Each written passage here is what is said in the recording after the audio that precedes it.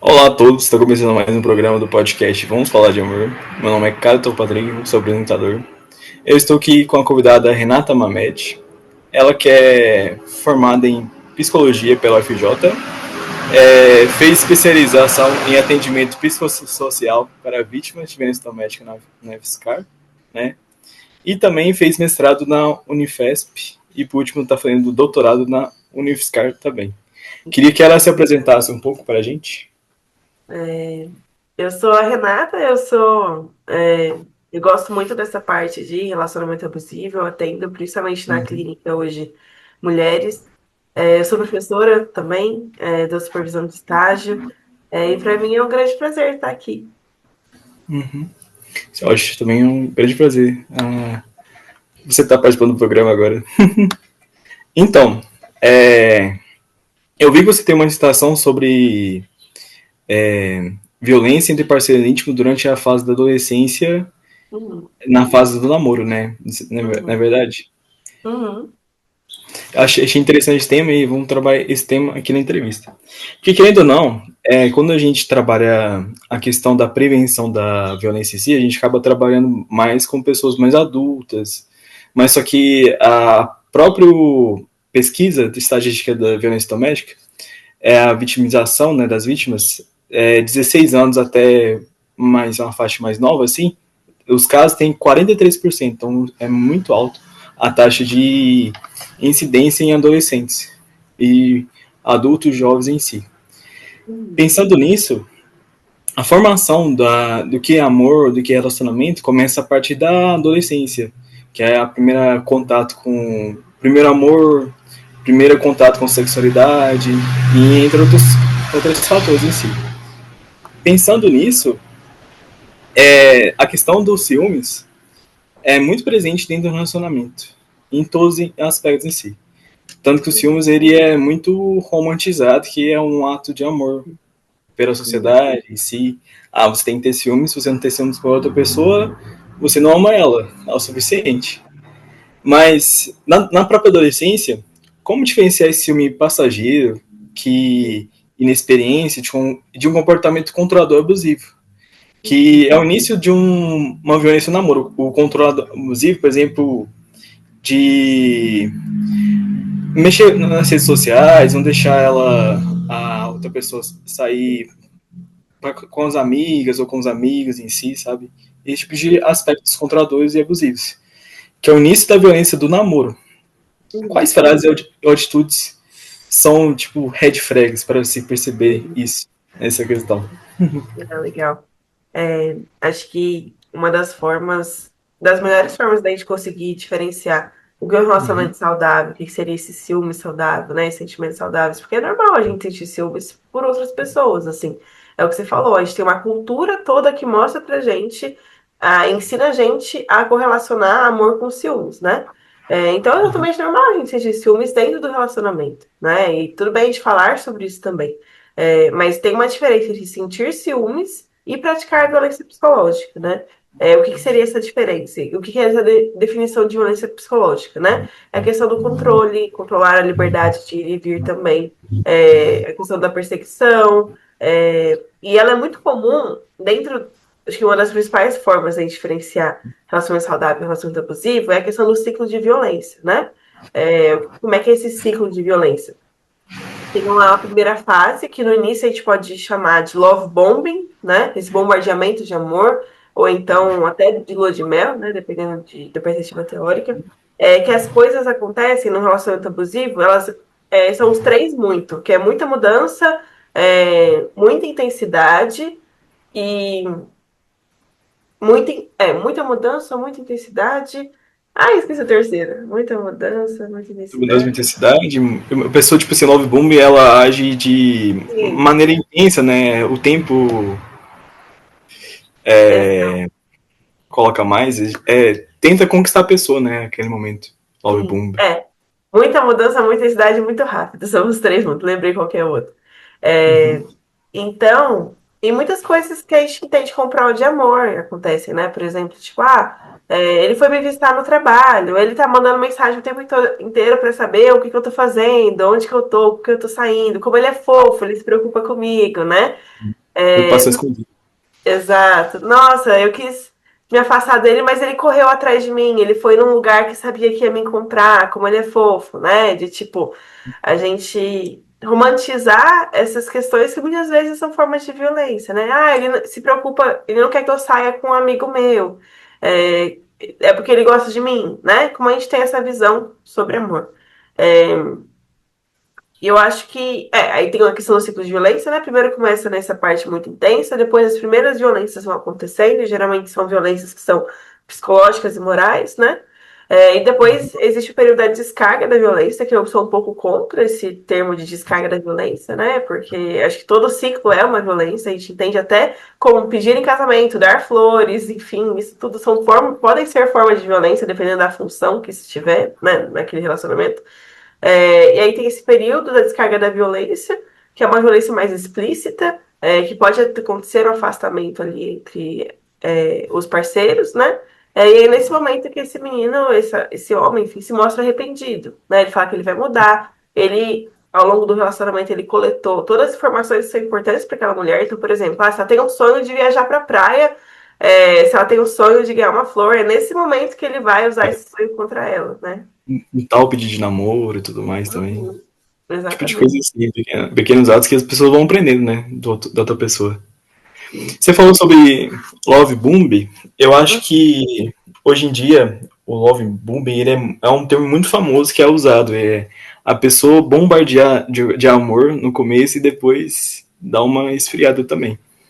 O que você percebe na adolescência? Como que as pessoas, os adolescentes em si, pensando na primeira fase de namoro, os próximos jovens adultos também, podem fazer com que não tem esse love bombing, que a relação não seja esse aspecto rápido, sabe? Mas que Uhum. seja um aspecto mais tranquilo, Uhum. mais, como posso dizer, ao seu tempo, sabe? Um relacionamento construído ao seu tempo, entendeu? Sim. É, e você tinha perguntado sobre a questão das red flags também, dessas coisas, né? Uhum. Acho que a principal forma de diferenciar é a questão de acontecer o ciclo, né? E o ciclo Uhum. ele pode se manter dentro só das violências psicológicas, pode se manter só entre aspas, né? Porque são violências que têm vários impactos. É, e acho que você tinha perguntado também como diferenciar o ciúmes patológico e o ciúmes natural, né? Acho que ciúmes é um sentimento, é normal a gente sentir. A questão é quando ele se torna em violência, né? E acontece nessa forma de padrão. Quer dizer, então, que o relacionamento saudável precisa necessariamente, não existem brigas, não existem nenhum tipo de violência no relacionamento saudável? Não, acho que eu não conheço ninguém dentro de um relacionamento que nunca tenha, talvez, um dia levantado a voz. A questão da padronização é a questão da frequência, né? E você falou sobre a questão do love booming no começo, né? E de como tornar isso saudável. É, eu acho que relacionamentos saudáveis, eles são trabalhosos, né? É difícil a gente comunicar desconfortos de uma forma saudável. É difícil a gente também respeitar a forma que a outra pessoa é também. Só que ao mesmo tempo acaba sendo morno também, né? Não é algo que é assim, tipo uma. Quem passa por relações abusivas, você fala isso da sensação da montanha-russa, né? Que são sentimentos sempre que são muito ou muito bons ou muito ruins, essa mistura de sentimentos. E quando a gente pensa num relacionamento saudável, a gente tem sentimentos mornos, né? É algo que tem essa estabilidade, né? Que é um relacionamento estável, assim. Estabilidade, ter estabilidade justamente é muito importante para relacionamentos saudáveis em si. Pensando Uhum. nos ciúmes, você falou, acho que a questão dos ciúmes está muito relacionada à questão da insegurança com, com outras pessoas do mundo em si, principalmente nós homens. Nós homens não temos segurança com os outros homens. É tipo uma competição masculina que existe e é invisível, sabe? Essa questão. E essa falta de segurança que existe acaba Uhum. prejudicando e trazendo certos comportamentos abusivos, né? Sim, com certeza. Quando a gente pensa em fatores que aumentam a probabilidade dos meninos, desde adolescentes, serem Uhum. abusivos, o principal coadunar com crenças que são crenças patriarcais, né? Com crenças que entendem que as mulheres são objetos de posse, que as mulheres elas são corpos sexualizados inferiores, são corpos passivos, né? E é o que você falou dessa questão da rivalidade entre os homens também, que é criada, e como também a mulher como objeto de que o homem, ao ter essa mulher, também vai ter mais status, mais poder e vai competir, tem que guardar essa mulher porque os outros homens vão querer roubar, né? Essa rivalidade entre os homens. Isso é verdade. Também um aspecto que os adolescentes, jovens, crianças, estão muito dentro da tela, né, em si. Porque essa geração atual, por exemplo, ela nasceu já com tecnologia já surgida. Antes, igual a minha geração, assim, começou um pouco, mas só que não tinha esse bombardeamento de tecnologia em si, igual tem agora.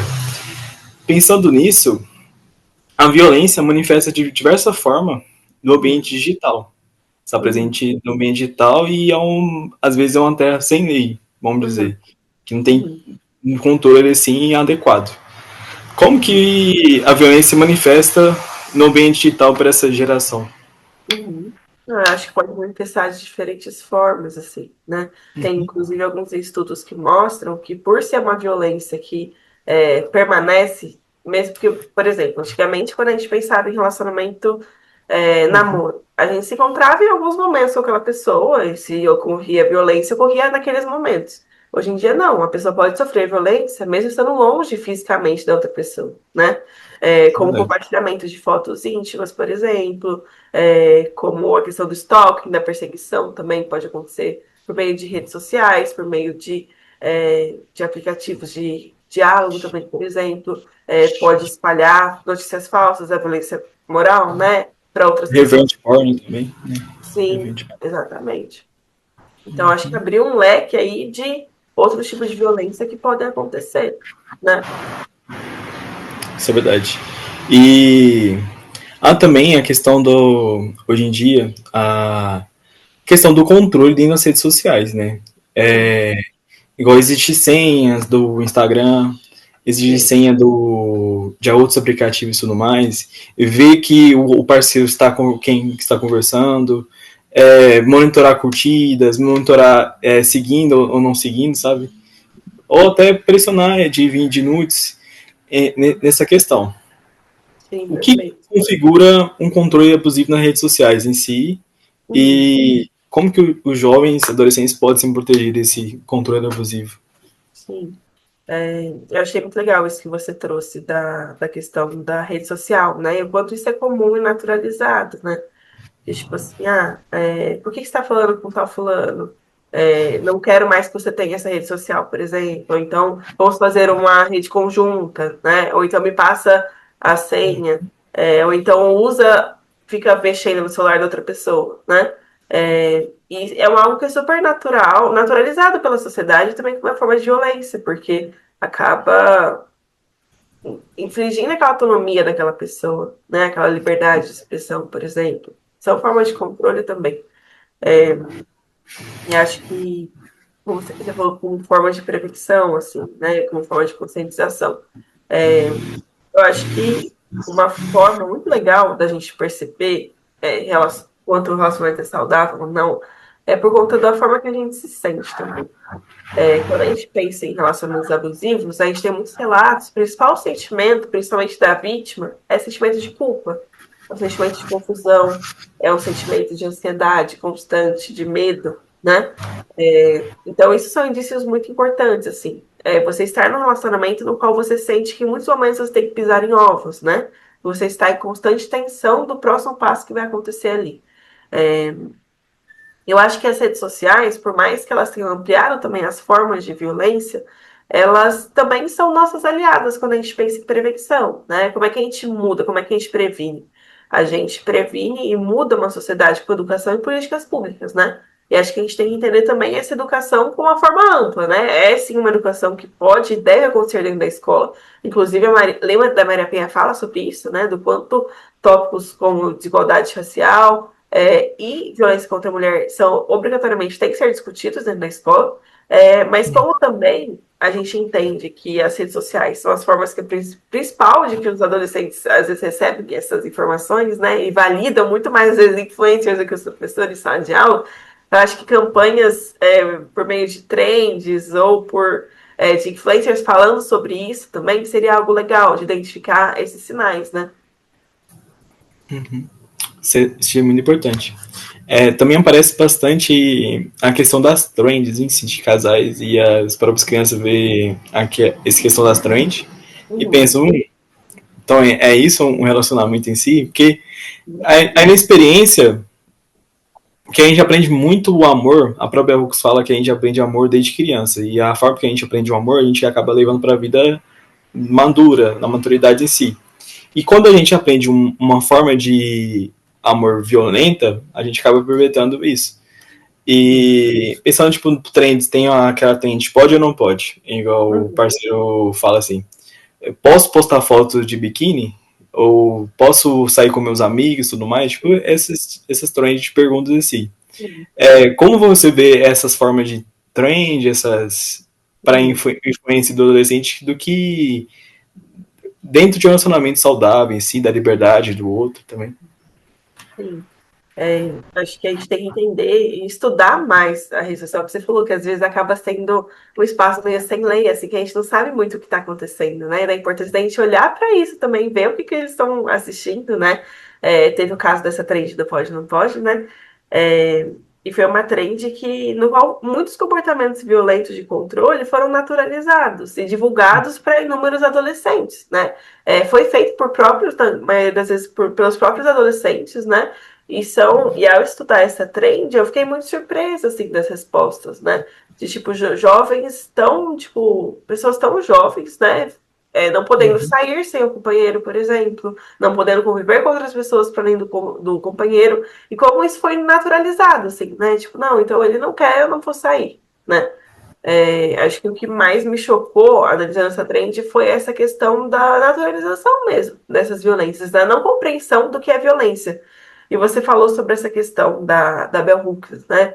Do quanto também as relações que a gente vive na nossa família, o que a gente prende com amor, né? Eu gosto muito de usar uma metáfora que fala sobre o sabão em pó. É uma metáfora que eu tirei de um livro que chama Sua História de Amor. É sobre terapia do esquema. Às vezes eu passo para meus pacientes, eu gosto muito desse livro. É, e fala que a gente escolhe um relacionamento da mesma forma que a gente escolhe sabão em pó no mercado. Que a gente vai lá e escolhe a marca que a gente conhece, né? E a nossa família falou que é bom. Então, muitas vezes, a nossa escolha afetiva é baseada nisso, no que a gente já conhece e entende por um relacionamento amoroso, né? Enquanto muitas vezes a gente precisa ter consciência disso, ter consciência que muitas vezes o que a gente viu em casa era uma violência, para que a gente consiga não reproduzir isso em outros relacionamentos, né? Porque fator de risco para tanto para ser vítima de violência quanto para cometer violências é uma das principais também, além de que a gente tinha falado, né? De coadunar com crenças que são machistas, é também ter presenciado violência dentro de casa, ou ter sofrido violência sexual na infância. Isso é verdade. O ciclo da violência é continuar, né? Igual o homem que viu o comportamento violento dos pais fazer com a mulher aceitar violência dentro de relacionamento também, essa questão, né? Sim. Em que é complicada. Só que a questão do amor em crianças e adolescentes em si, é muito mais fácil mudar a perspectiva do amor em crianças e adolescentes do que adultos. Com certeza. Igual, porque a opinião deles ainda não está formada, né? Uhum. Com certeza. E quando a gente pensa até em programas se for que você gosta de estudar sobre isso, né? De programa para autores de violência, é muito mais difícil a gente fazer um homem parar de agredir que já agride, né? Do que a gente prevenir isso, né? E como é que a gente previne isso? Ter uma educação que seja feminista, que promova a igualdade de gênero, né? Tendo aí políticas públicas também que falem sobre isso. Tem um estudo que saiu em 2024, que analisou diversos países e comparou políticas públicas com índices de violência contra a mulher na adolescência, né? E falou que estados como, por exemplo, maiores índices de mulheres no ensino médio, maiores índices de mulheres trabalhando, menores índices de igualdade de gênero, de uma forma geral, tinham bem menos violência contra a mulher, né, nessa faixa etária. Então, quanto é também um problema macro, né, não só micro. Isso é verdade. Isso é importante ser estudado bastante nessa questão. Mas também há também a questão de comportamentos de humilhação, críticas constantes ao corpo, roupas pejorativos que são justificados como zoação e brincadeira. Muitas vezes os adolescentes eles fazem essas pequenas brincadeiras, né, de zoação. Tô só brincando e tudo mais, mas o Freud dizia que a brincadeira acaba tendo um fundo de verdade nisso. E essas brincadeiras e zoações da próprio corpo, das roupas, fazendo pejorativos, minam a autoestima do parceiro. E também tem o próprio gaslight, que é se quiser explicar um pouco o gaslight melhor, também, mas como abordar esses comportamentos de humilhação que minam a autoestima do parceiro em si? E eu acho que isso é muito legal, porque muitas vezes a violência vem disfarçada, né? É muito difícil, tipo, uma pessoa que violenta virar pra você e falar: nossa, realmente, o que eu faço com você é violência, né? O que ele vai falar? Eu faço com você porque você me provoca. A culpa é sempre da vítima, né? E acho que tem a ver com o que a gente falou da questão do sentimento de culpa, como ele sempre está envolvido, né? Então, tá, eu acabei de chamar de gorda, mas é só brincadeira. Você que é muito sensível, né? Você que não entende que é uma brincadeira. Você que não aceita essas brincadeiras, né? E como isso é uma forma de violência psicológica também. E qual que foi a pergunta? Perdão, eu esqueci. A pergunta é como que abordar esse comportamento de humilhação, críticas constantes, tal, que minam a autoestima do parceiro. Sim. Acho que entender que isso é violência e acho que pode sim acontecer em relacionamentos saudáveis uma brincadeira que você não goste. Acho que a grande diferença está, a partir do momento que eu falo que eu não gosto, a pessoa ouve o que eu estou falando ou ela me responsabiliza pelo comportamento dela, né? Ou então, se ela pede desculpas, ela muda de verdade ou logo depois ela volta a fazer o que ela fazia sempre antes, né? Acho que tá aí uma grande diferença, assim. Quando você diz não, você é ouvida, você é validada quando você se posiciona ou não. Ou só por um período de tempo, depois as coisas voltam a ser como era, né? Eu acho que é isso. Tipo, vai acontecer desentendimentos, vão ser coisas que a gente não gosta em qualquer tipo de relacionamento. A questão é, depois de comunicar esse desconforto, o que acontece, né? Verdade. A própria questão dos limites, né? Em si. Que quando você estabelece os limites e o parceiro, ao estabelecer os limites, percebe, vai embora, quer dizer que ele só estava ali porque estava confortável, por exemplo, naquela relação. Exato. Né? Isso é muito complicado em si.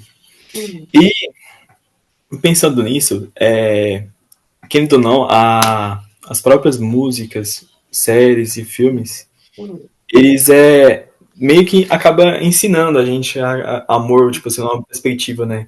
Porque no próprio filme a gente é o voyeur, a gente é o observador dentro da tela do filme, do cinema em si, do filme. E como que essas músicas, séries e filmes voltar para adolescentes, igual tem a Marca do Beijo, tem a Para Todos os Garotos de Amei, tipo, vários filmes assim, nos anos 2000 tem a Como Perder um Homem de 10 Dias, e por aí vai. Em si, Orgulho e Preconceito. Como essas músicas, séries e filmes voltados para adolescente, muitas vezes romantizam posse, ciúme excessivo e persistência indesejada, igual perseguição é prova de amor, por exemplo. Será que perseguição é prova de amor?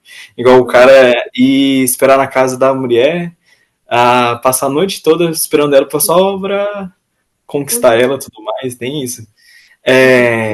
Como podemos ajudar esses jovens a consumir essas mídias com senso crítico, igual, opa, o cara que tá fazendo algo certo. Tá mostrando na tela da televisão, do filmes em si, mas se eu fazer isso na vida real, eu vou assustar minha parceira, por exemplo. Sim.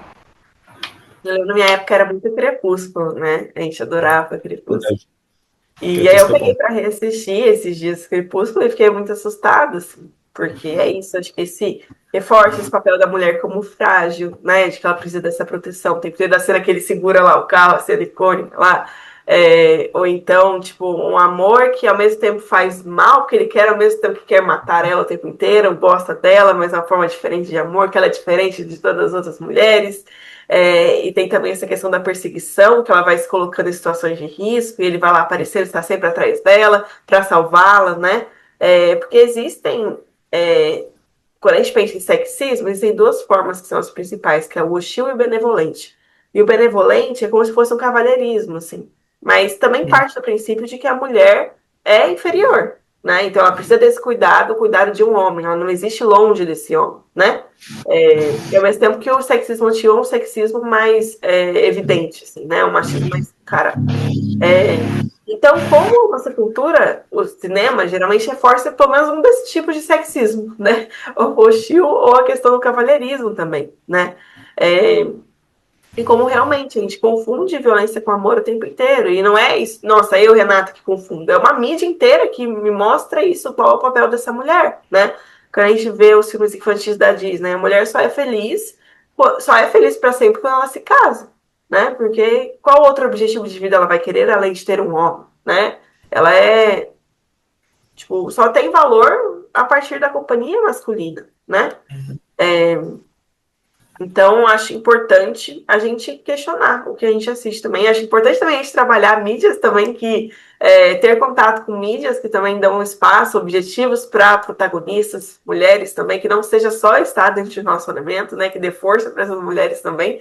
Acho muito importante a gente mudar a mídia, mas enquanto a gente não muda também, sou muito fã da escola e de como também a gente é um espaço de reflexão crítica, assim, que a gente tem que refletir não só sobre esse aspecto, mas sobre muitos outros que a gente consome, assim. Acho que o principal papel da escola é ensinar esse pensamento crítico, né? Isso é verdade. É a própria tecnologia de gênero, né? Que é o dispositivo amoroso que é presente dentro da sociedade. Igual a pequena sereia encontra o cara e para conquistar o cara ela tem que perder a própria voz em si. Exato. A Bela e a Fera acredita na mudança da Fera. A Fera é um cara agressivo, é um cara irritado. Ele vai mudar, sabe? Uhum. Essa tecnologia de gênero acaba tendo essa noção de que, eu só vou ter variedade dentro da sociedade se a mulher tiver um relacionamento em si. Exato. E Isso é falam pra perigoso. gente que também é nosso papel manter um relacionamento. Então, quando a gente termina, nossa, mas você não conseguiu segurar esse homem, né? Você não conseguiu mudá-lo, né? Então, quanto também isso contribui para a manutenção de mulheres em relacionamentos abusivos, né? Porque ela entende a mudança do homem como responsabilidade dela. Então, se ele não está mudando, é porque ela está falhando, né? Então, isso é importante de ser dito também. Uhum. Que geralmente as mulheres são muito mais responsabilizadas que é dentro do relacionamento e também Uhum. dentro da família, que elas têm que aguentar tudo e ser o alicerce, né? Dentro Exato. assim, querendo ou não. E adolescência também acontece também as primeiras experiências sexuais também das pessoas em si, geralmente. É, Existem certas pressões de se relacionar sexualmente, né? Que o próprio os amigos, homens, tal, eu peguei tantas e tal, sabe? Tem essa questão de Uhum. pegar e tudo mais, sabe? Como que essa pressão de se relacionar sexualmente, a culpa religiosa, ou a exposição à pornografia, que hoje em dia a exposição à pornografia é o tempo todo, sabe? É a palma da mão. Antigamente era só uma revista da Playboy. Era muito mais difícil ter acesso do que hoje em Uhum. dia. E impacta a formação de expectativas sobre intimidade, consentimento, porque a questão Uhum. do consentimento também está muito voltada se ela dizer ou não, é porque tá fazendo de difícil, sabe? Uhum. Essa questão, que os homens, se a mulher dizer não, ela tá fazendo difícil, e eles persistem ou Uhum. fazem algo errado, né? Tipo assédio, comete também abusos sexuais em si também. E eu acho muito legal a gente poder falar sobre isso, né? Porque como é que a gente aprende, geralmente, sobre sexo, né? Dentro da família, na grande maioria das vezes, não faça, né? Tipo assim, não faça. Você falou da questão da culpa cristã também, né? Tipo assim, algo errado, você não pode fazer. Tem que esperar até o casamento, tem que esperar algumas coisas, né? Ou então a gente tem uma educação sexual que é muito pautada na biologia, né? Tipo assim, ó, esse é o aparelho sexual feminino, esse é o aparelho sexual masculino. Aqui que você faz xixi, aqui que tem o clitóris, e é basicamente isso, né? Mas a gente não fala sobre consentimento, a gente não fala sobre prazer feminino, por exemplo. A gente não fala sobre tudo isso, né? E quando a gente não fala sobre isso, a gente dá muita brecha para coisas acontecerem. Porque a curiosidade vai sim aparecer, e se a gente não lidar com essa curiosidade, provavelmente esses jovens vão procurar na internet, o que eles têm na internet é a pornografia. E a pornografia é basicamente violência contra a mulher, né? São corpos que não existem, um padrão de beleza irreal. Em relação aos meninos, é aquele pênis sempre ereto, que não corresponde à realidade também. É uma mulher que sempre goza e goza muito, assim, e isso é muito discrepante da realidade e naturaliza muito violência contra a mulher, não só violência contra a mulher, mas com pedofilia, né? Se a gente vê os índices do que é mais assistido, tem muitas mulheres, até crianças ali dentro, dependendo do que a gente encontrar, ou mulheres fantasiadas de criança, mulheres sem pelos, né, que também tem uma relação com o ser criança, porque mulheres adultas têm pelos. Então, quanto isso também aumenta e está super a ver com essa violência sexual nesse momento, né? Porque os meninos entendem que sexo é aquilo, sexo é dar tapa na cara, sexo envolve necessariamente violência, assim como as meninas muitas vezes, né? E nós meninas somos ensinadas sempre de que nosso papel ali é dar prazer ao homem e não ter prazer. Então, desde pequena, a gente ensina mulheres a sempre olhar para o outro, cuidar do outro e não cuidar de nós. Então, é importante também a gente entender quais são os nossos limites, quando a gente está afim, quando a gente não está afim, o que a gente gosta, o que a gente quer fazer no sexo, o que a gente não quer. Você falou da questão da pressão também, né? Tipo, não, mas você tem que transar. Como assim que você ainda não transou? Como assim que você ainda não beijou na boca, né? Existe essa pressão também, principalmente nos meninos. Você falou do dispositivo amoroso, né? Do quanto também é o dispositivo da eficácia nos homens, que é o quê? Um processo de subjetivação. O homem só vai ter valor em relação a quantas mulheres ele pega, do quão viril ele é e o quanto ele trabalha, né? Então, essa questão da viralidade masculina, enfim, são vários fatores. Mas da importância da gente ter uma educação sexual que fale, sim, sobre consentimento e desejo, tanto dos homens quanto das mulheres, assim. Uma educação sexual que traga o sexo real, e não esse sexo ou que não pode, ou esse sexo que não existe, que a gente tem contato na pornografia, né? E que muitas vezes acaba naturalizando violências também. Isso é verdade. Vou ler um trecho aqui de um livro que chama Homens Pretos Não Choram, do Stephen Volk, recomendo bastante, que tem muita relação disso, dessa questão da imposição dos homens, da influência dos amigos em você. Vou falar a seguinte frase, abre aspas, que é a mulher tentando falar pro cara meio assim, porque eu nunca te beijei e tudo mais, sabe? Eu quero ser legal com você, respondeu ela, olho no olho. Mas se quiser sair por aí dizendo que me beijou, que fizemos coisas a mais aqui, vai em frente. Só deixa eu te falar uma coisa. Você tem cara de ter uma mãe incrível e ela ficaria muito feliz em saber que o filho dela, de 14 anos, não se define pela cabeça de baixo. Você não precisa ter transado para ser um homem. Precisa ter vivido. Vivido bem, então pare de dar ouvido a caras babacas como o Fábio e fazer coisas estúpidas. Tá dando com um assediador e afastando garotas que realmente poderiam se interessar por sua bunda bonitinha e pelo seu coração. Tá me ouvindo? Porque essa porra desse discurso pode salvar seu futuro e fazer de você a porra de homem legal. E quer saber? O mundo está cheio de caras ruins.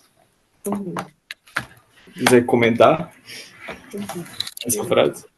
Sim, mas é isso mesmo, assim, acho que do quanto o valor masculino está, enquanto o máximo de mulheres ele consegue transar, né? E quanto isso acaba fazendo com que percam coisas que realmente são importantes na vida. E a mulher ao contrário. Ela deve ser selada, intocável e nova. Sim. Né? Em si. Isso é complicado. Uhum. Existe também outros estereotipos de gênero também, Uhum. que o homem deve ser provedor, dominante e tudo mais.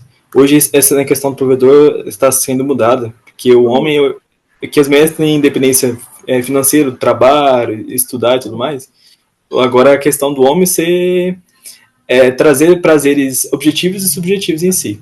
Mas isso é Uhum. muito vigente também, essa concepção do homem que deve ser provedor e dominante. Ah, se eu não tiver dinheiro o suficiente, eu não posso ter um relacionamento. Nós homens acabamos pensando nisso. E Uhum. a mulher tem que ser cuidadora ou cobracente. Ah, cuidar Uhum. do relacionamento, tudo isso, né? Uhum. Acaba preparando ambiente para ações desiguais e abusivas desde o namoro. Uhum. Como que esses estereótipos trabalham esse terreno para ações abusivas? Uhum. Desde essa É, eu fase acho da. que sim. Quando a gente pensa em índices de relacionamento abusivo, você até trouxe no começo, assim, né? Mas Uhum. eu acredito que é um número muito maior, assim, porque a gente não reconhece as violências, assim. Eu acho que eu não conheço, eu pessoalmente não conheço nenhuma mulher que nunca tenha passado por um relacionamento abusivo, assim. Porque a nossa cultura, é o que você falou, um terreno fértil para a gente conseguir se relacionar de forma totalmente desigual e de forma totalmente violenta, porque é isso, a gente ensina homens a serem agressivos e mulheres a serem passivas, né? E não tem muita chance disso dar certo, né? Realmente é uma cultura que é um terreno fértil para todo e qualquer tipo de violência, né? E como isso influencia desde a infância, desde a adolescência. E muitas vezes esses jovens reproduzem esses papéis nos relacionamentos, exatamente isso. Isso é verdade. Pensando nessa questão da dinâmica de grupos de amigos, eu lembro, a própria Valesca fez uma pesquisa para ver Uhum. questão de grupos masculinos de WhatsApp, por exemplo. E Sim. tinha várias coisas assim que são horrendas, assim, até se vocês quiserem ver depois, tipo assim, Uhum. interessante ver essa perspectiva em si. Sim. Mas a própria dinâmica de amigos tanto pode ser para incentivar comportamentos abusivos, incentivar ciúmes, de amor, pressionar para ter relações sexuais, como a gente já havia dito, ou ao Uhum. contrário, para funcionar como rede de proteção afetiva. Como Uhum. que essa dinâmica das masculinidades pode funcionar em si? Uhum. É, quando a gente pensa em adolescência, o papel dos amigos é muito importante, o papel dos pares, assim, né? Eles ocupam um espaço muito importante na vida. E ter Uhum. pares que eles têm essas crenças, né? Que são crenças que são machistas, aumenta a probabilidade dessa pessoa ou sofrer violência, né? Ou então de praticar esse tipo de violência, né? E diz muito sobre o meio que essa pessoa vive, diz muito sobre as crenças dela também. Então, quando a gente consegue mudar a cabeça dos amigos também, de um todo, é muito mais fácil do que a gente mudar a cabeça de uma pessoa, por exemplo, né? Eu acho que tem a ver com o que a gente vem conversando sobre a questão da cultura, a questão da escola, a questão de intervenções também que não são apenas individuais, mas de larga escala também. Porque, sim, amigas que conseguem identificar, por exemplo, tipo, nossa, eu acho que esse cara não é tão legal assim, amiga, isso aí não é tão legal. Ou então amigas que, tipo, nossa, amiga, mas ele é tão incrível, fica com ele, né? Existe uma diferença aí. São pessoas que a gente mais confia do nosso lado, né? É, Verdade. ou então, tipo, Opiniões são válidas. uhum. Ou então, tipo, dentro de grupo de meninas, não, é assim mesmo, mulher tem que fazer isso mesmo, mulher tem que tratar que nem lixo mesmo, que volta atrás, ou então amigos que falam, tipo, ei, isso aí não tá tão legal o que você tá fazendo com a sua mina, pensa nisso, né? Existe sim uma diferença. E esses pares exercem sim uma influência no comportamento desses jovens, né? Tanto os pares, tanto a internet, enfim. Isso é verdade. Indo para a questão do consentimento agora, Hum, como que a gente pode ensinar esse adolescente, essa pessoa que está começando agora a entender como funcionam os relacionamentos em si, a ter um relacionamento, né, real, uhum, né, não só observar outros relacionamentos. Como se uhum, na prática o conceito de consentimento contínuo e entusiasmado para adolescentes, muito além do não é não. Porque tem muitas questões que o não, às vezes, ele é físico, não é dito por palavras, sabe? uhum, Ele é expresso por sinais em si. sim. como ensinar na prática isso? Igual, como que isso se aplica também desde um beijo até a partir de uma foto íntima também? Acho que a gente pode pensar, eu que você falou para além do não é não, acho que talvez uma não resposta também seja um não. Só um sim é um sim, né? Talvez pensar por Silêncio, aí. às vezes, é um não também. Sim. Então, e quando a gente pensa em consentimento, a gente tem que pensar também em se perceber, em entender quais são nossos limites. Porque muitas vezes a gente também não tem nem isso. Quando a gente ensina também os meninos não falar sobre emoções, você não pode sentir nada, você não pode chorar, você sempre tem durão. Os próprios meninos também não, os próprios meninos não se percebem quais são os limites, o que ele está a fim de fazer, quais são os limites dele, né? E é importante também que comunique esses limites. Enquanto as meninas também é isso, é uma sociedade que ensina a gente sempre priorizar o outro, deixar o outro feliz, né? E a gente também não entende quais são os nossos limites, né? Acho que esse é o primeiro passo, ensinar o que é inegociável para nós, o que é negociável para nós, até que ponto nós estamos dispostos a ir em determinado momento, em determinado contexto. Acho que isso já é muito, né? E o segundo passo é em respeitar esses limites, conseguir se posicionar, existem ferramentas, né, tipo comunicação não violenta, que a gente pode ensinar também a utilizar. Mas eu acho que o principal é respeitar o desejo do outro, né? Respeitar o que o outro está dizendo. E que isso não diz, por exemplo, uma menina não querer transar com você nesse momento, não diz sobre o seu valor como homem, diz sobre que ela não está afim. E tá tudo bem ela não estar afim. Acho que respeitar o desejo do outro também é importante quando a gente pensa em consentimento, né? Respeitar o nosso próprio lugar e o desejo do outro. Isso é verdade. A própria Vanessa Canela, citando ela de novo, fala que nós homens temos mais dificuldade em receber não enquanto o nosso limite não é ultrapassado em si, sabe? Uhum. Nessa questão, né? A gente tem dificuldade em receber não da sociedade, a gente fica frustrado, recebe irritação e tudo mais, sabe? Nessa questão. Exato, e tá tudo bem aí sentir irritação. Uhum. Tudo bem sentir frustrado. A questão, o que não está tudo bem é a gente insistir. Assistir a outra pessoa e deixar a outra pessoa ruim. Mal com isso, né? Exato. Isso é horrível.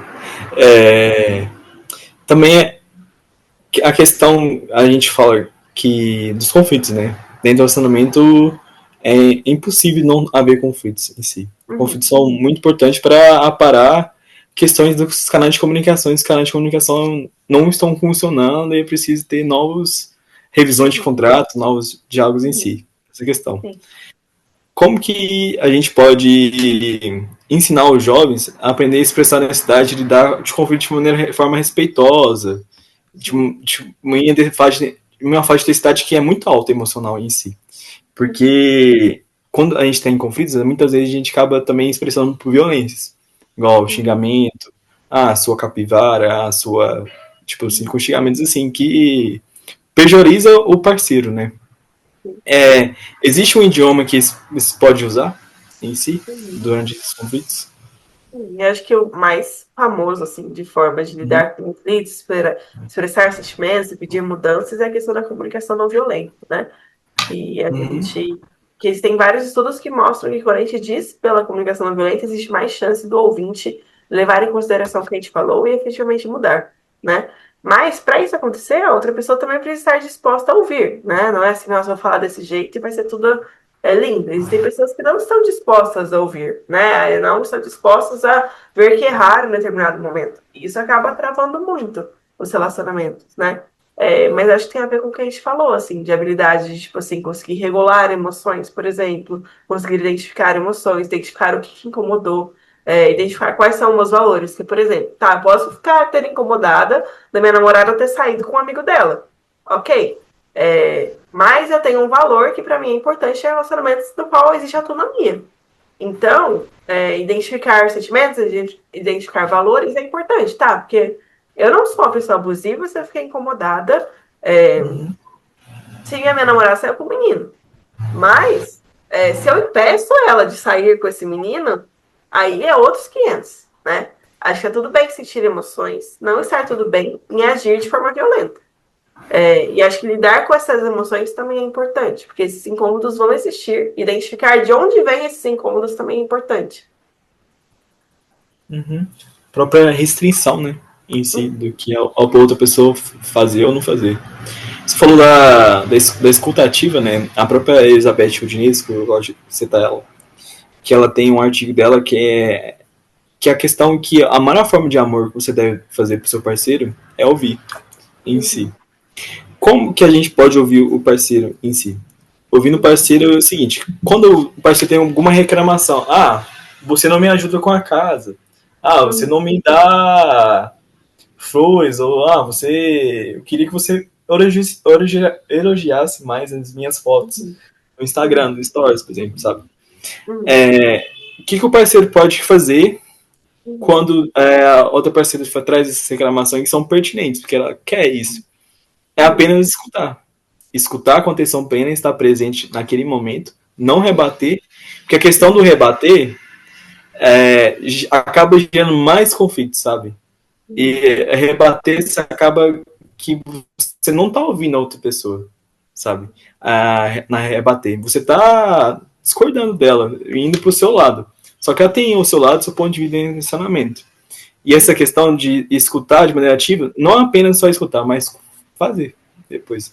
Agora eu vou ajudar na tarefa de casa, a outra pessoa vai ver e perceber, opa, ele tá ajudando, né? Quiser comentar um pouco sobre isso? Acho que é isso. Estar aberto a ouvir o lado do outro e ao mesmo tempo ouvir você, né? Entender, tipo, do que o outro está pedindo, se está tudo bem para você fazer ou não.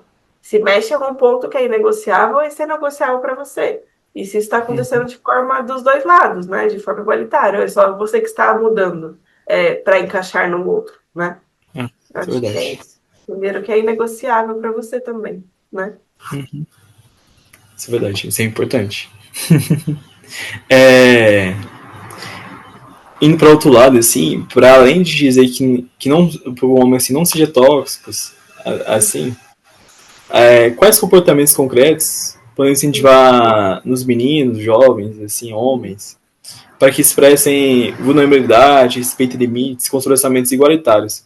Por exemplo, existe a questão do neandertal emocional. Nós homens somos neandertais emocionais, a gente, a vulnerabilidade, a expressão de emoções, a gente acaba não expressando como as mulheres em si, que próprio culturalmente é impulso assim.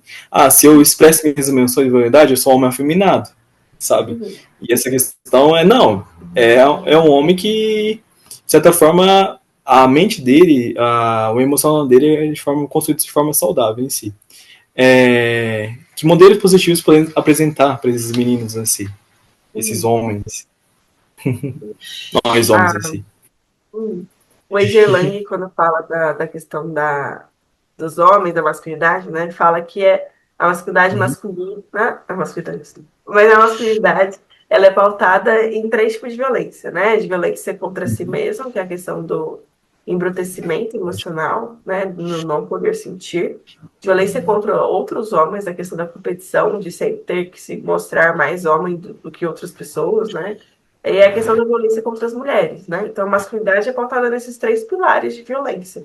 Então, quando a gente pensa em masculinidade, também é um processo de formação identitário permeado por violências, né, e é importante a gente perceber isso para que a gente consiga mudar. É o que você falou, daí a gente conseguir entender que está tudo bem ser vulnerável, que seu valor não está na sua virilidade ou no seu trabalho, que seu valor está em outros lugares.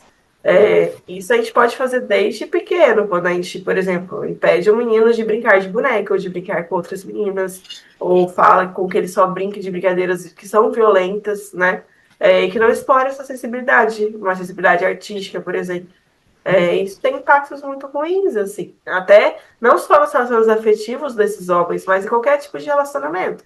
Porque quando a gente pensa em saúde mental, se mostrar vulnerável nos relacionamentos, seja ele qual for, é uma forma de ter saúde, de ter uma rede de apoio fortalecida, né? E quando a gente não reconhece, nem consegue reconhecer o que a gente está sentindo, o que é importante pra gente, quais são nossos valores, nossas necessidades, tudo, isso fica muito difícil de construir essas pontes que são saudáveis, né? Essa questão de fortalecimento. Isso é muito importante em si. Naturalmente, a gente falou muito que a mulher pode ter culpa, né, do relacionamento. Da questão do término, a questão daquilo que está acontecendo, nessa questão em si. Que a culpa é um sentimento muito forte em si. E como que a gente pode ajudar as meninas e jovens mulheres a com essa ideia de que elas são responsáveis pelo sentimento parceiro? Porque muitas vezes o peso da mulher dentro de uma relação é um peso 2, né? É a responsabilidade em si.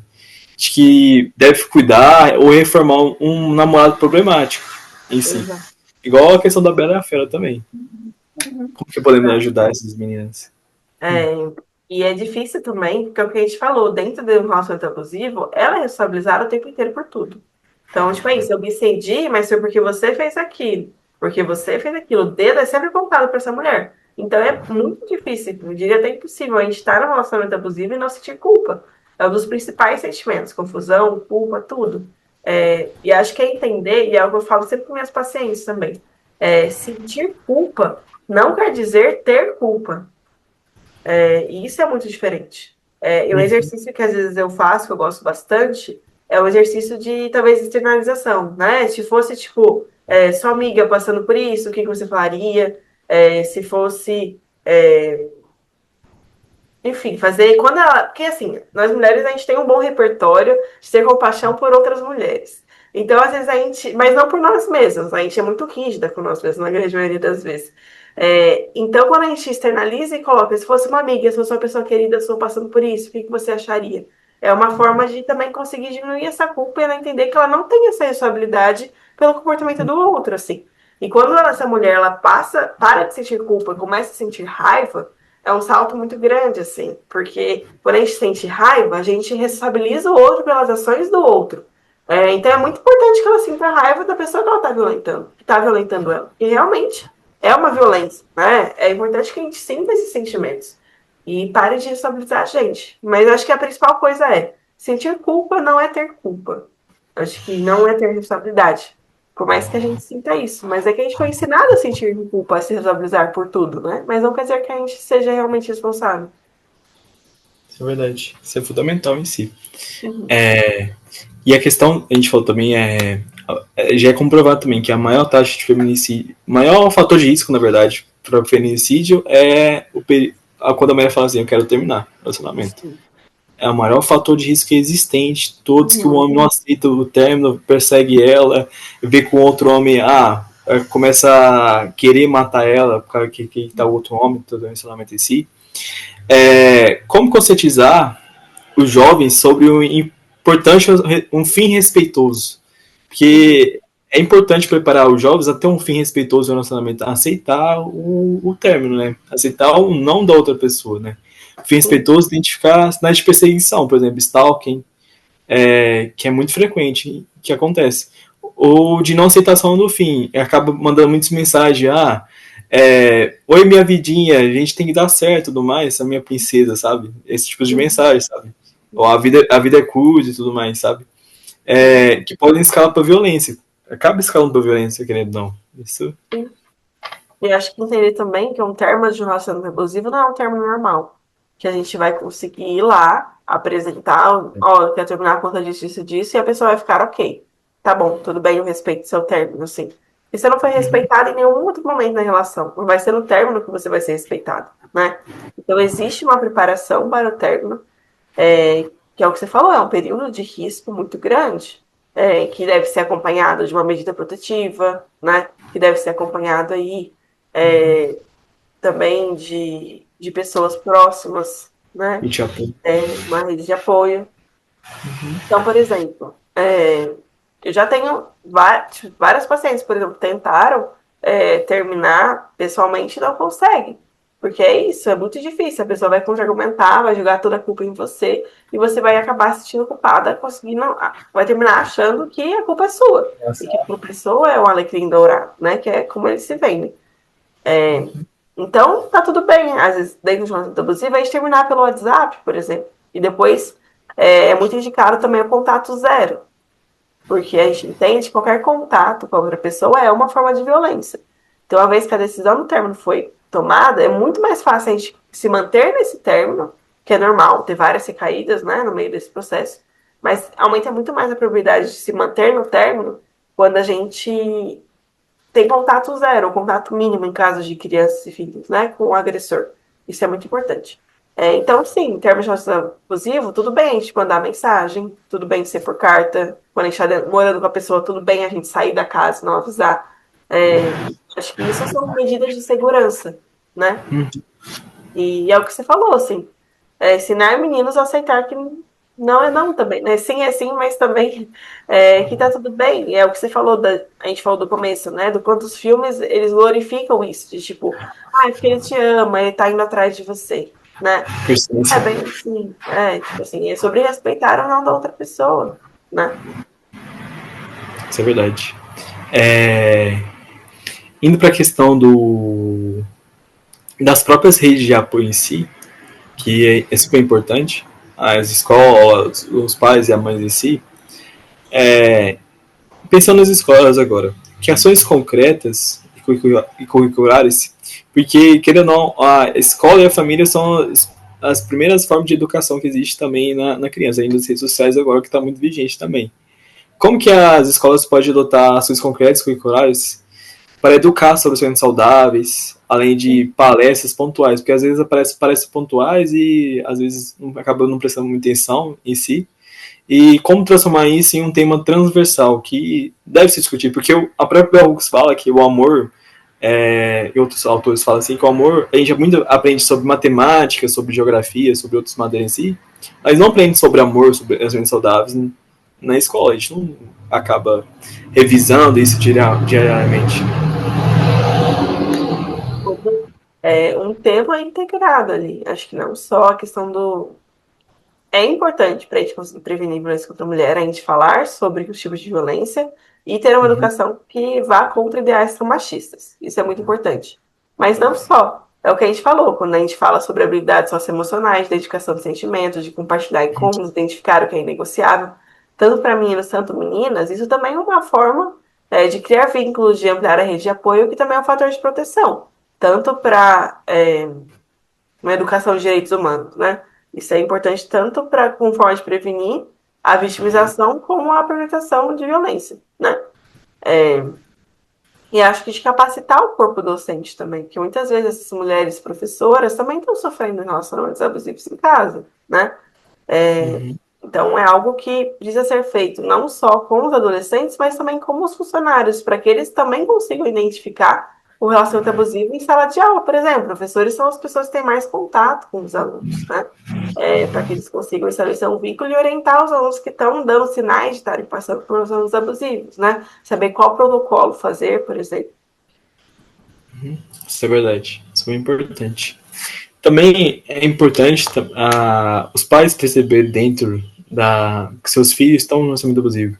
Igual, por exemplo, como a mãe, o pai pode abordar, igual quando percebe que o filho adolescente ele está adotando comportamentos controladores ou desrespeitosos com o namorado, namorada em si. Porque muitas vezes a gente aborda de uma maneira que de punir, né? De brigar e tudo mais, e o filho acaba não prestando atenção nisso. Você não sabe de nada, pai, você não sabe bosta nenhuma e tal. Tipo assim, eu sei o que eu tô fazendo aqui, meu relacionamento, sabe? Essa própria questão, né? Qual abordagem que você acha melhor que educa sem apenas punir? Acho que é entender, ter uma relação e conversas que são, no máximo possível, horizontais, né? É o que você falou, a partir do momento que a gente fica punindo e brigando, os adolescentes param de contar as coisas, né? E a gente fica num terreno, uma corda bamba, e é realmente difícil, ao mesmo tempo que a gente tá ali para escutar e ser uma audiência que seja não punitiva, assim, né? Mas ao mesmo tempo a gente conseguir pontuar e falar, isso está errado, isso. E isso pode contar apoio de outros profissionais, por exemplo, levar meu filho para a terapia, se tiver condições, né? Levar meu filho para a ginecologista também, para ter uma educação ali dentro, muitas vezes quando não é dada pela escola. Mas eu acho que dar espaço, estar ao lado daquele adolescente. Porque quando a gente pensa, até tipo, em relacionamentos mais adultos, por exemplo, já ouvi várias histórias, tipo assim, nossa, minha amiga tá relacionando com boy lixo, não vou falar com ela até ela terminar com esse boy lixo. E se você quer diminuir muito a chance daquela amiga sair desse relacionamento, você faz isso. Uhum. Acho importante a gente se pontuar, falar, olha, amigo, acho que isso está acontecendo, mas estar ao lado dela, até que ela consiga sair desse relacionamento, é muito importante. Porque se ela não tiver rede de apoio, se essa adolescente não tiver rede de apoio, tanto dos pais, tanto dos amigos, vai ser muito mais difícil para ela sair desse relacionamento, né? Uhum. Sim, isso é verdade. E indo para o outro lado, da vítima em si, e quais os sinais são de que o adolescente pode estar sofrendo violência em si? Uhum. Porque tem, além de perceber os sinais, de como está acontecendo, né? Tem, além dos sinais do próprio ver no relacionamento, também tem os sinais emocionais, que pode acontecer depressão, trauma pós-traumático, entre outras questões em si, né? Como os pais podem abrir um canal de diálogo seguro, sem julgamento, sem tiver confiança e não faz jogo. Além de também trazer a questão da segurança, né? Opa, aqui está acontecendo um relacionamento e pode complicar. A próprio documentar, né? Para, se precisar, ir na delegacia, na DEAN, e falar sobre isso, né? Como que a gente, E como eu os pais acho podem, né? que eu acho que tem a ver também com apoiar a decisão e nem, não responsabilizar, principalmente quando a gente fala Uhum. das vítimas, né, pelo acontecido. Então, falar, tipo, nossa, mas como você deixou isso acontecer com você?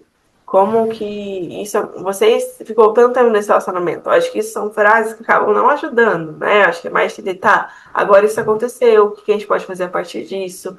Respeitar a autonomia também desse relacionamento, mas ao mesmo tempo orientar e entender que tá em uma situação que é de risco, né?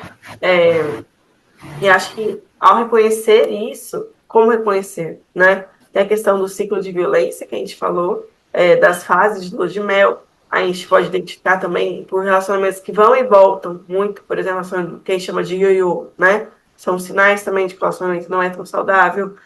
Brigas e discussões que são constantes, por exemplo, a questão do isolamento social desse adolescente, vai parar de sair com amigas, por exemplo, vai ficar muito tempo em casa, isolada, vai estar sempre no celular, por exemplo. O que a gente falou dos sentimentos, né? De culpa, de confusão, de tristeza, de ansiedade. Tudo isso são indícios de relacionamento abusivo. Verdade. Isso é muito importante. Uhum. Uma adolescente, ela pode perceber que ela está numa relação perigosa. Uhum. E ela raramente pensa num plano de saída. Porque, vai tudo dar certo, tudo mais, né?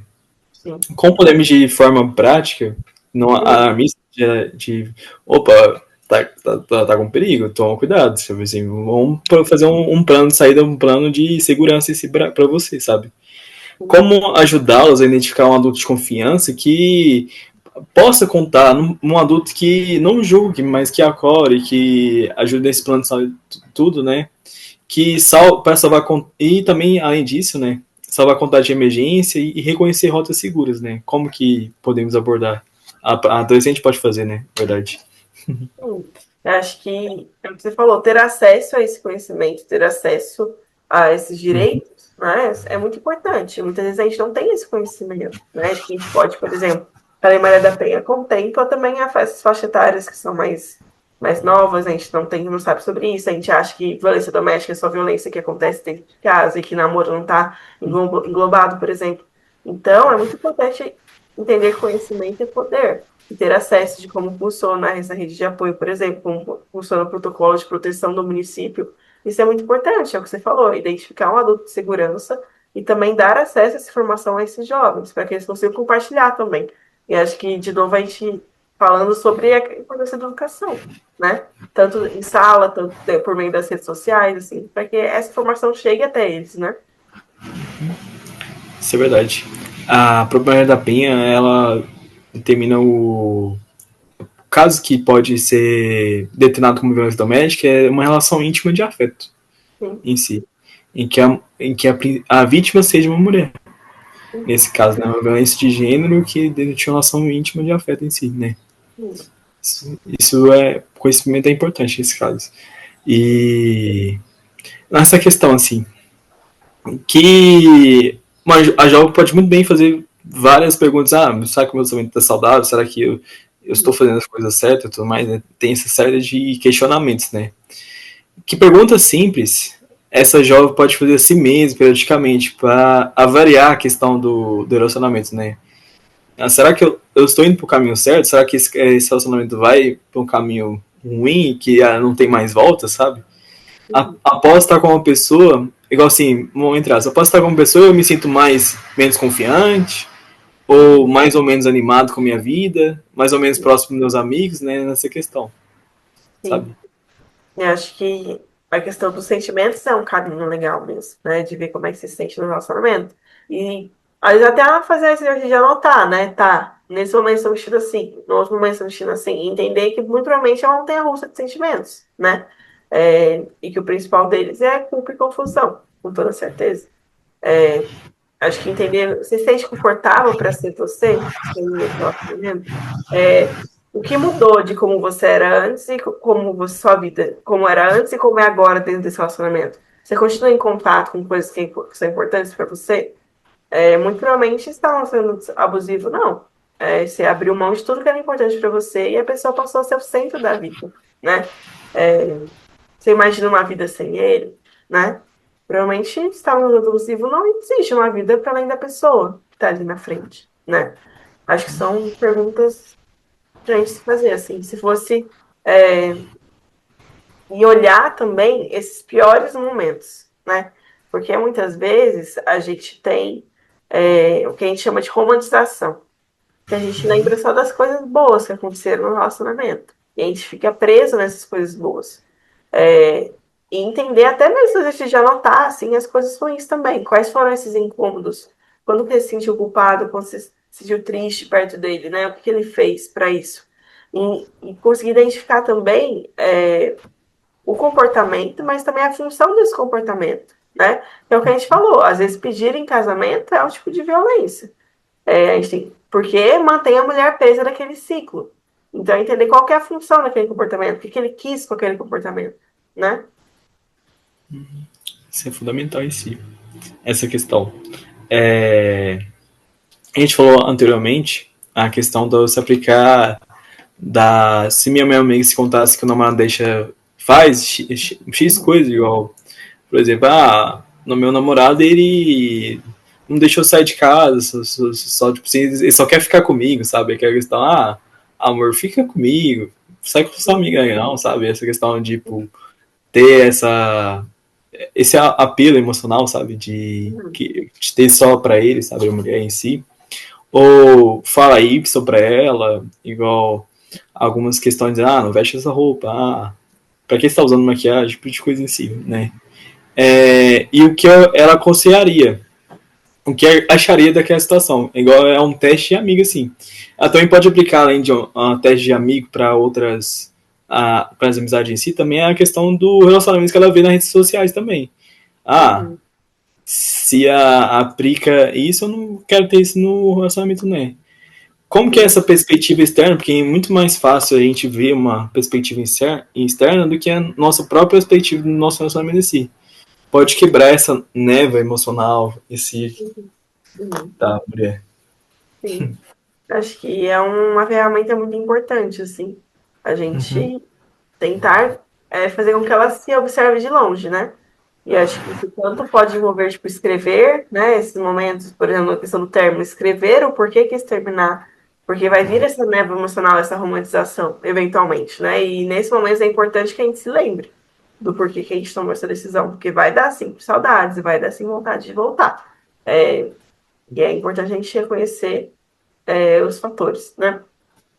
E essa questão do afastamento é importante. Os exercícios, tipo, se fosse uma amiga sua, né, passando por isso, o que você diria, o que você acharia da situação, né? É importante para justamente ter esse afastamento, essa quebra da romantização. Isso é verdade. Isso é fundamental em si. Para a questão da autoestima, pensando aqui agora, é muito importante que quando a relacionamento abusivo, ela acaba quebrando a autoestima, né? Depois do relacionamento. Como que a mulher, nos casos clínicos que você trabalha, pode trabalhar isso, sabe? Nessa autoestima de volta? Eu acho que a questão do resgate de si mesmo, assim, né? De como Uhum. era antes, assim, quais coisas que eram importantes para ela, que ela abriu mão. Amizades, pessoas, hobbies, atividades. E aos poucos ir retomando essas atividades, né? E acho que entendendo também a questão da culpa, né? Porque elas se responsabilizam muito. Por que que eu fiquei tanto tempo nesse relacionamento? Por que que eu deixei ele fazer isso comigo? Tem que trabalhar, tá? Mas você deixou isso acontecer com você? Você assinou em algum lugar permitindo que isso acontecesse, né? É, porque o próprio conceito de violência é quando a gente extrapola um limite que foi colocado, né? Então, a gente trabalha muito essa questão da culpa, que elas se sentem muito responsáveis por o que aconteceu no relacionamento. Então, elas conseguirem se perdoar, perdoar a si mesmas, entender também que quem foi sempre é sobre ele, né? E não sobre elas. Que dependente do que elas fizerem, o comportamento dele não ia mudar.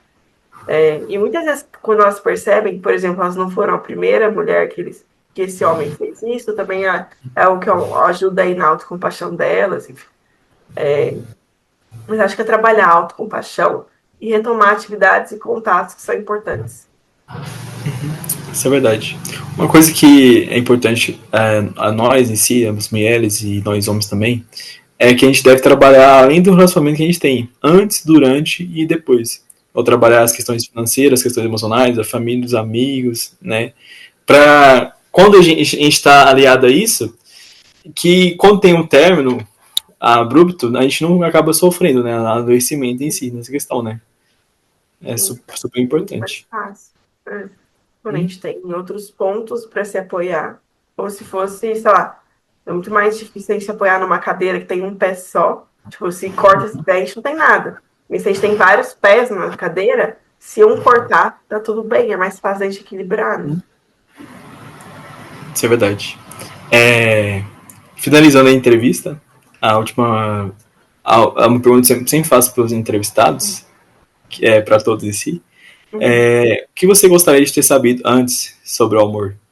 uhum. Não, eu acho que o amor pode sim ser um espaço de saúde. Eu acho que ele pode sim ser um espaço de adoecimento, mas também pode ser um espaço de promoção de saúde, assim.